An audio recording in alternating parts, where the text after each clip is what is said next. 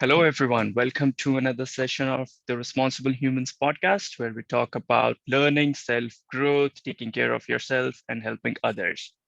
Today, my guest is Leo Tintinalli, who is a life coach.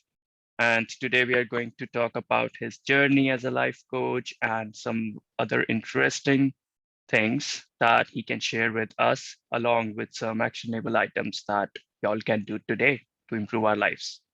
So, Leo, would you like to introduce yourself? Well, good morning, Shubham, and good morning, everyone. As Shubham said, I am a life coach, and I'm also an author and a speaker. My focus as a coach is on self-leadership. And what is self-leadership? It's really helping people to um, come to grips with who they are and be confident in their own skin. And we work to develop using different strategies to become the best image of ourselves that we can be, to make a difference and make an impact in the world. Great. So, as I know, Leo, you have been in the IT area and you're a senior product manager, right? For how many years you have been in the IT area now? I've been in the payments industry, in IT payments for, gosh, 27 years. Oh, so what made you take this decision to be a life coach in the first place? Good question. I've been coaching and mentoring and leading pretty much most of my life, but I haven't really done it officially. And several years ago, I had looked into potentially becoming a coach with a very large international organization. But what I didn't want to do is pair myself with a person to be essentially a mimic of that person. Instead, I wanted to be my own self based on what I believed.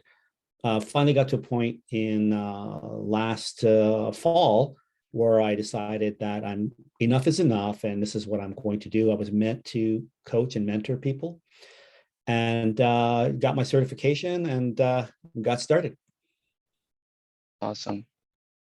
So, tell me, why would someone would need to hire a life coach? What made them do it?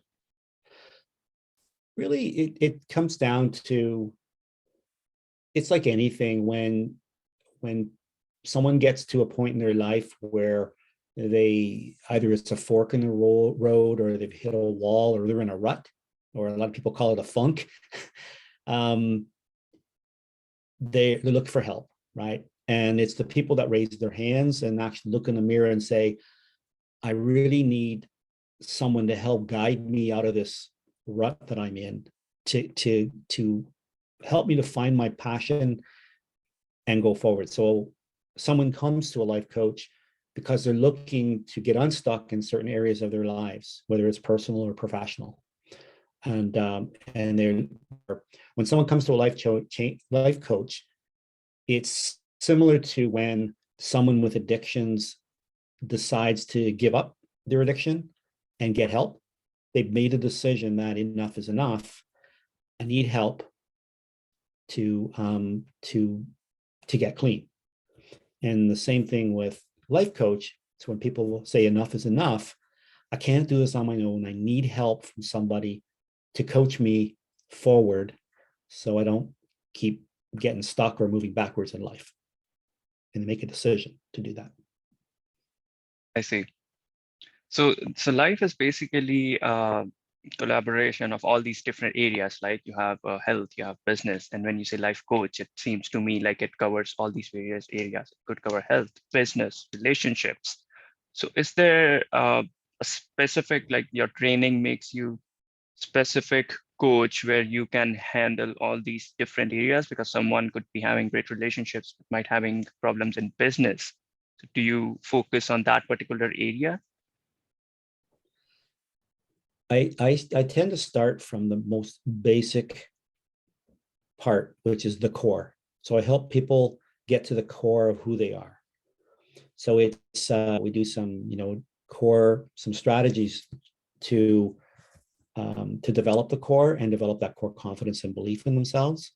Because ultimately, if you look at any part of your life, whether it's in relationships, whether it's in finances, whether it's in business, entrepreneurial, or however, whatever, if you're not at peace with yourself and who you are and comfortable in your own skin and have that confidence, it's going to be pretty hard to have success, real kind of success. And success, by what I mean by success, is not necessarily financial. It's fulfillment.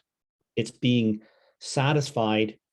So when you look back on your life when you're 90 years old and say, yeah, I made a difference, right?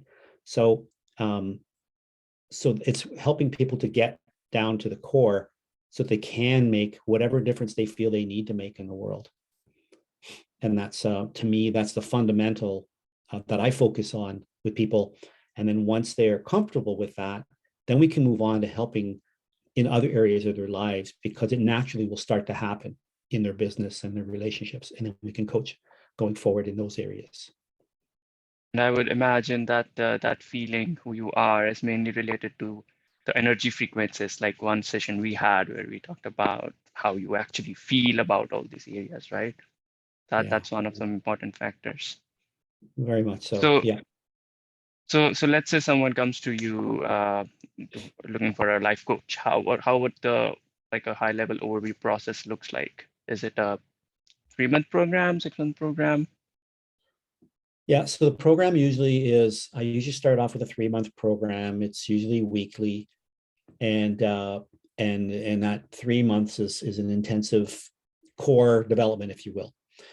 And while we're working that, we identify areas that the person that I'm coaching, my client, if you will, would like to focus on. We start with one area, and we focus on growing toward those, making some progress in those areas. But so we part of that whole process is trying to help the client understand their life, their spiritual vision. So everyone has, we're all energy, and so we're driven by some type of energy or some type of spirit, if you will. We have some type of spiritual purpose, if you will, and or vision or mission. And so it's identifying that, and then from there, identifying what the life purpose is. As we understand our life purpose, so the why is your spiritual purpose, the what is your life purpose, and then the how will naturally reveal itself because you're driven by those visions that you have down in your core, and things, energy tends to happen and flow in your area. So we're creating flow, and that's essentially where the power of coaching comes in. So in the 3 months, that's what we do. And then clients will also, some of the clients will say, okay, I want to now work on these other areas. Maybe I'm developing a business, or I'm working on specific projects that I need some coaching. And then that they'll extend the term for another 3, 6, 9 months, a year, depending on what their needs are.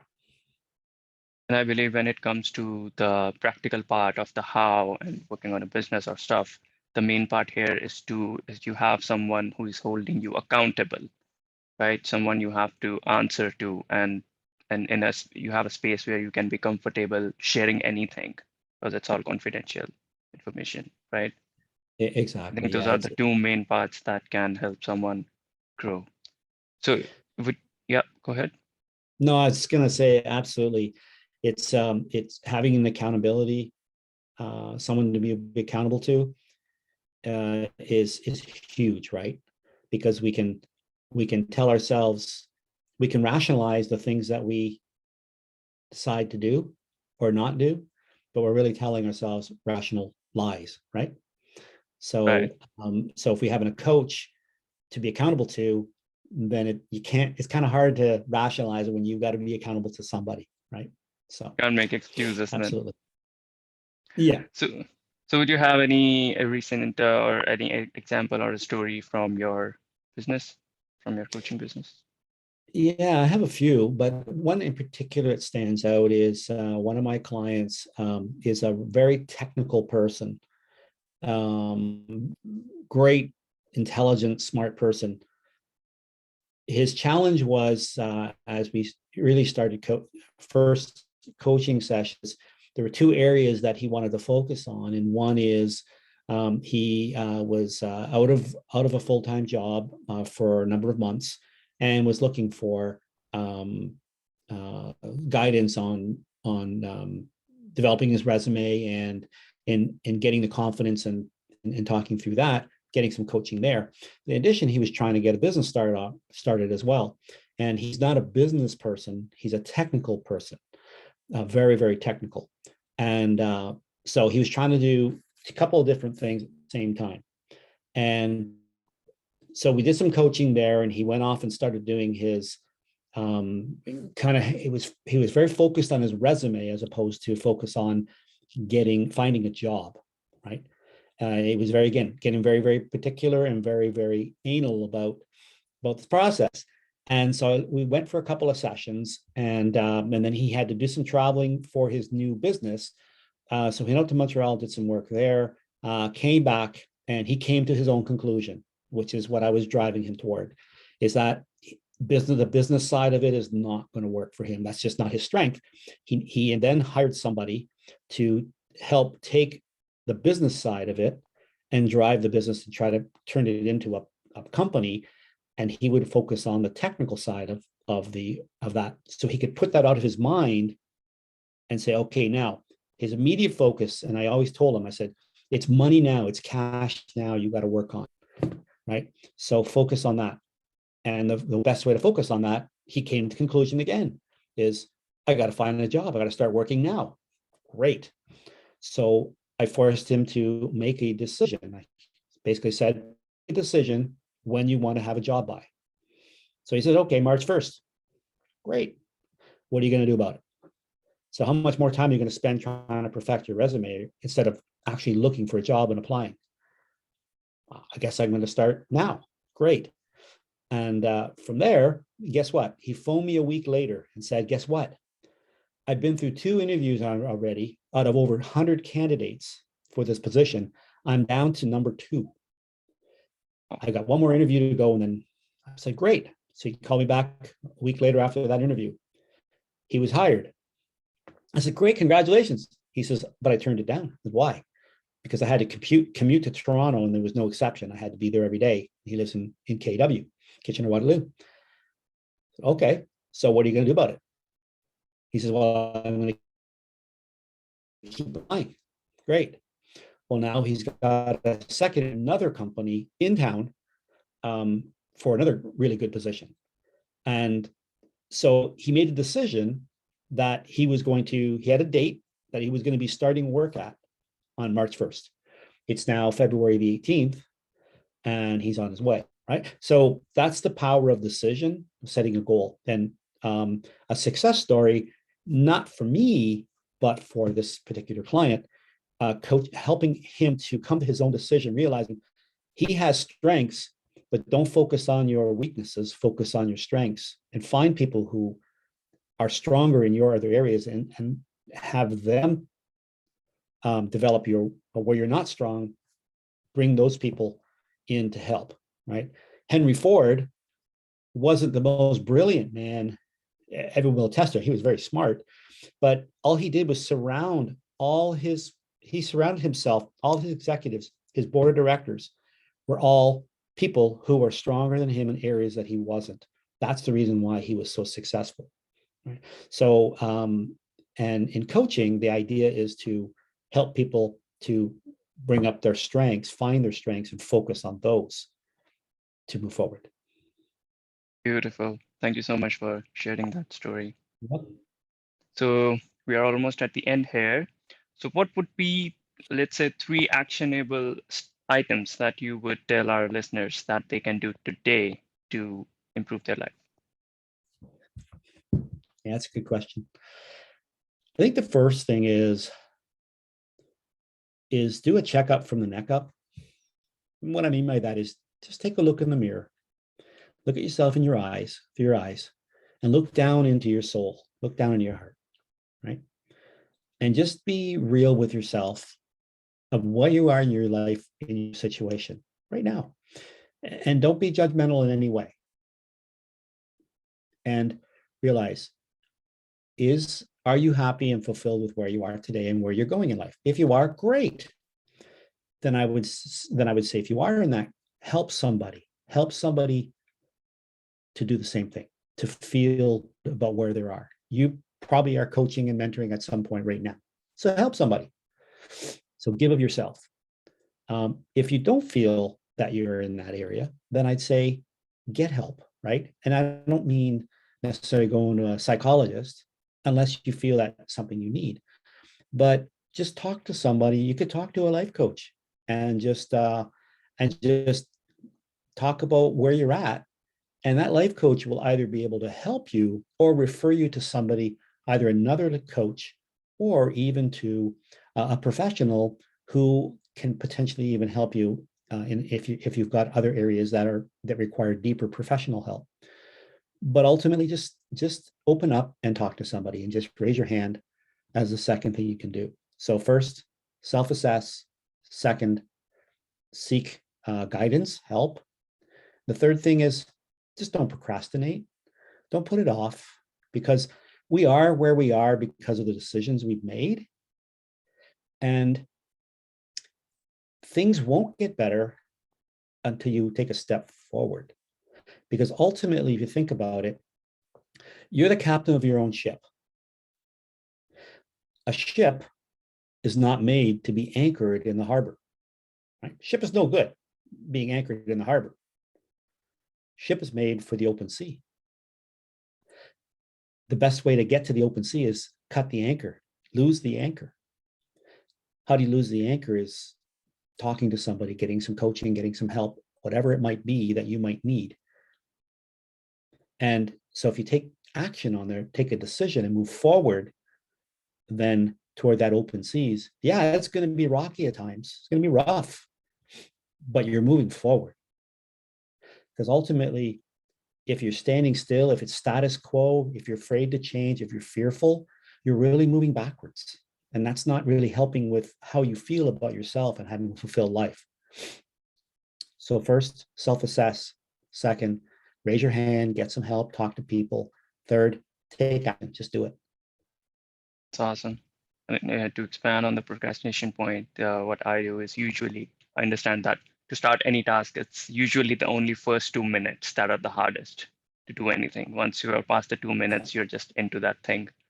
And the other thing would be one thing I live by is the way you live your days is the way you live your life. Because life is basically the sum of all the days you live. So make the most out of it, Very wise. out of your days.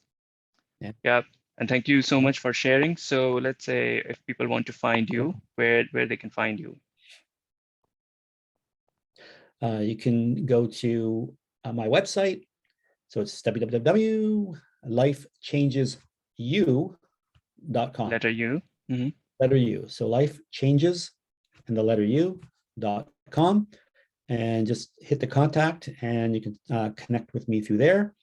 That's probably the best way. I'm also on social media. You can just look up my name and you can contact me through there as well. I'm not as active on social media, but my website will definitely get you to me quickly. Thank you. Thank you for joining us, Leo. It was great talking to you. It was my pleasure, Shubham. Thank you so much. Bye.